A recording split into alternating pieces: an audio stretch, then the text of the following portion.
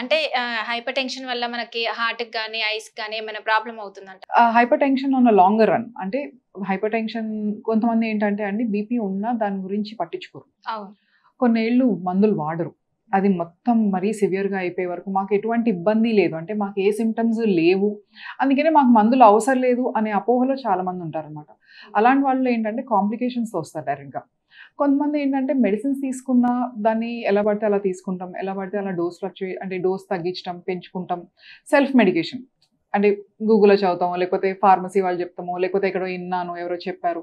ఇదేంటంటే కొంతమందికి బీపీ కంట్రోల్‌లో ఉండదు. కొన్నిసార్లు ఎక్కువ ఉంటుంది, కొన్నిసార్లు తక్కువ ఉంటుంది. ఇలా ఏంటంటే అలా ఉన్న వాళ్ళలో కూడా కొన్నేళ్ళు అయిన తర్వాత ఆ బీపీ అనేది వేరే అవయవాల మీద, ఆర్గన్స్ మీద కొంచెం ఇంజ్యూరీస్ అంటూ స్టార్ట్ అవుతాయి. మెయిన్‌గా మనం చెక్ చేసుకునేది హార్ట్ అండి. కిడ్నీస్ ఒకటి, కళ్ళొకటి. అంటే మిగతా వాటిల మీద చూపించదా అంటే చూపిస్తుంది. ఇప్పుడు బ్రెయిన్ మీద కొంతమందికి స్ట్రోక్స్ వచ్చే అవకాశాలుంటాయి. కొంతమందికి ఏంటంటే కంటి చూపు, రెటినా చెకప్ చేసుకుంటా ఉండాలి. ఒక్కొక్కసారి రెటినాలో బ్లడ్ లీక్ అవ్వచ్చు. కొంతమందికి ఏంటంటే హార్ట్ మీద, కిడ్నీ మీద. సో ఇయన్నీ ఏంటంటే కాంప్లికేషన్స్ డెవలప్ అవుతాయి. కానీ ఆటిల్ని కూడా మనం ప్రివెంట్ చేయగలుగుతాం. మందులు వాడతాం. Preventive health checkups చేయించుకుంటాము.